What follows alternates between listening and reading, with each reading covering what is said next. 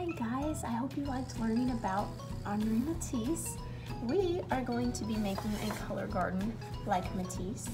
We are going to be doing the paper cutouts that he did, and we're also going to add all of our color mixing bugs from last time into our garden. So let's get started. All right, so we're gonna find some colored pieces of paper.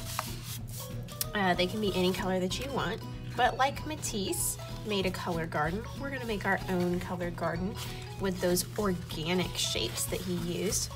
But to help us, we're gonna use our hands.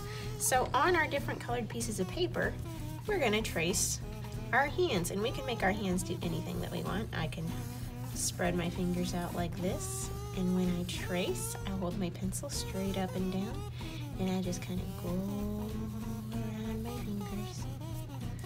Okay. I could trace my hands doing lots of different things. I could put some fingers down, put some fingers up. I do not have to just keep tracing my open hand.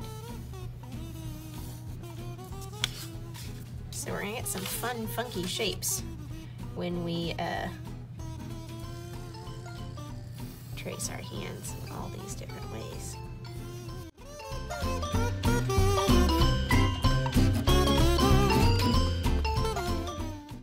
So once I got a lot of funny little hand tracings here, do you see how my shapes kind of look like Matisse's organic shapes, the leaves and the flowers and the petals that he made?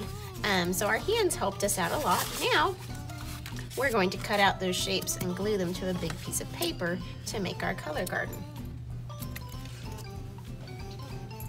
Okay, so when I hold my scissors, I put these 3 fingers through the big slot, and I put my thumb through the little slot.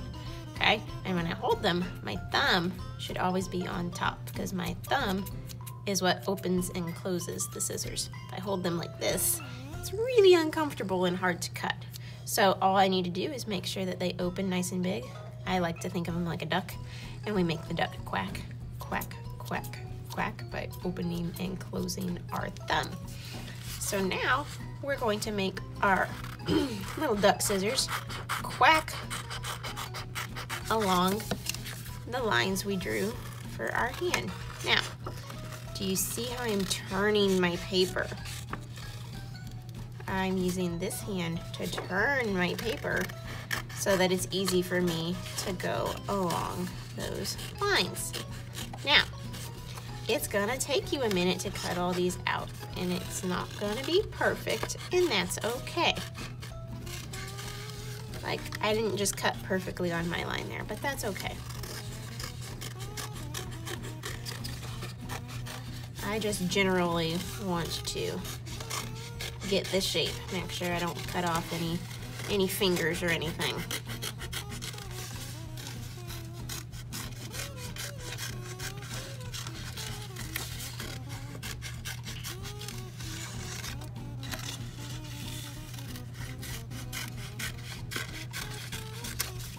All right, I'm gonna hold on to that and get rid of my leftover paper.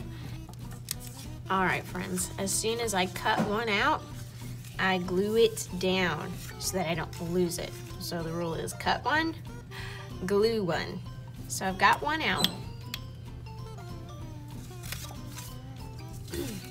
And I'm gonna put the glue on the side where I drew, because like I said, I don't have to have it cut all perfectly. But if I put the glue on this side, then when I flip it over, you can't tell that I didn't cut it perfectly. So I'm gonna run the glue stick up all of my fingers. Find a spot where I want to stick it, and I'm going to make sure that I press down on all my fingers. So once that's glued, I can cut out another one and glue it down, and another one and glue it down, and I can keep going until I've got a whole color garden.